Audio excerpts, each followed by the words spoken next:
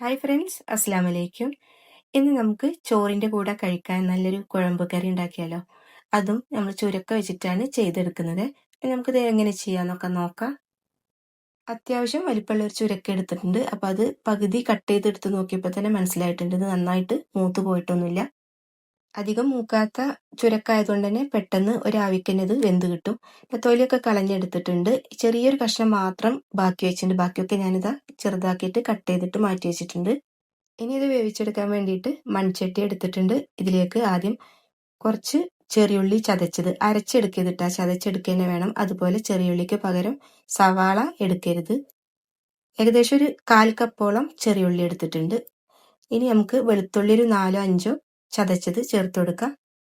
ഇനി ഇതിലേക്ക് 2 പച്ചമുളകും പിന്നെ കുറച്ച് വേപ്പില കൂടി ചേർത്ത് കൊടുക്കുന്നുണ്ട്. മുളക് പൊടി ഇപ്പം ചേർക്കുന്നില്ല, ലാസ്റ്റാണ് ചേർത്ത് കൊടുക്കുന്നത്. പിന്നെ കുറച്ച് ഉപ്പ് കൂടെ ചേർക്കുക.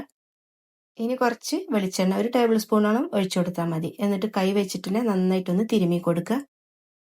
ഈ ഒരു കുഴമ്പ് കറി ഉണ്ടെങ്കിൽ നമുക്ക് ചോറിൻ്റെ കൂടെ പിന്നെ ഒരു പപ്പടം ഉണ്ടായാൽ മതി.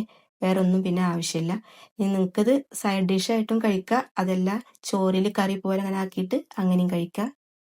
കട്ട് ചെയ്ത് വെച്ച ചുരക്ക ചേർത്ത് കൊടുക്കുക. ഇതിപ്പോൾ ഇങ്ങനെ കാണുമ്പോൾ ഒരുപാട് ഉണ്ടെന്ന് തോന്നും, പക്ഷേ ഇത് അധികം മൂക്കാത്തതായതുകൊണ്ട് തന്നെ പെട്ടെന്ന് വേവും ചെയ്യും. വെന്ത് കഴിഞ്ഞാൽ വളരെ കുറച്ച് മാത്രമേ ഉണ്ടാവുള്ളൂ. ചുരക്കയ്ക്ക് നമ്മളെ വീട്ടിലും അതുപോലെ തന്നെ നാട്ടിലൊക്കെ പറയപ്പെടുന്നത് ചിരങ്ങ എന്നാണ് കേട്ടോ. പിന്നെ ഓരോരോ സ്ഥലത്ത് ഓരോരോ പേരിലാണല്ലോ അറിയപ്പെടുക. അങ്ങനെതാ ഇത് ഇതിലേക്ക് ഇട്ട് കൊടുത്തിട്ടുണ്ട്. എന്നിട്ട് കൈ വെച്ചിട്ട് വീണ്ടും നന്നായിട്ട് ഒന്ന് തിരുമ്മി കൊടുക്കുക. എല്ലായിടത്തും ഉപ്പും മുളകും ഒക്കെ നന്നായിട്ട് ആ എരിവൊക്കെ നന്നായിട്ട് ഇതിൽ വരാൻ വേണ്ടിയിട്ടാണ് കൈ വെച്ച് നന്നായിട്ടൊന്ന് മിക്സ് ചെയ്തിട്ട് കൊടുക്കുന്നത്. ഇനി നമുക്കിത് വേവിച്ചെടുക്കാൻ വേണ്ടിയിട്ട് വെക്കാം.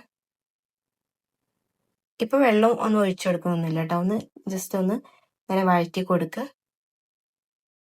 2 മിനിറ്റോളം അങ്ങനെ വഴറ്റുമ്പോഴേക്കന്നെ ഇതിൽ നിന്ന് കുറച്ചൊക്കെ വെള്ളം അങ്ങ് വരും. അപ്പം ഒന്ന് അടച്ചു വെക്കുക.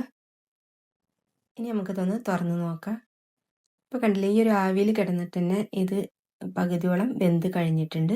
ഇത് നന്നായിട്ടൊന്ന് ഇളക്കി കൊടുത്തതിന് ശേഷം ഇതിലേക്ക് 1 ടേബിൾ സ്പൂണോളം ചെറിയ ജീരകം ചതച്ചത് ചേർത്ത് കൊടുക്കുക.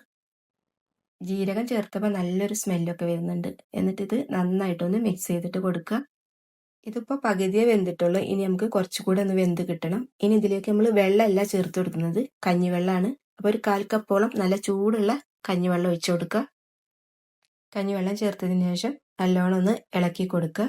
അതിന് ശേഷം നമുക്കിത് വീണ്ടും അടച്ചു വെച്ചിട്ട് തന്നെ വേവിച്ചെടുക്കുക. ഇനി നമുക്കിത് തുറന്ന് നോക്കാം.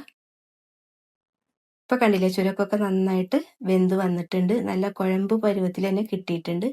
നിങ്ങൾക്കിത് സൈഡ് ഡിഷ് പോലെ കഴിക്കാനാണെങ്കിൽ വെള്ളം നല്ലോണം വറ്റിച്ചെടുക്കുക. ഇനി ഇതിലേക്ക് കുറച്ച് തേങ്ങ ചേർത്ത് കൊടുക്കുക. ഞാനിപ്പോൾ ഇവിടെ 1/2 കപ്പോളം ചേർത്ത് കൊടുക്കുന്നുണ്ട്. ഇനി ഇത് നന്നായിട്ടൊന്ന് ഇളക്കി കൊടുക്കുക.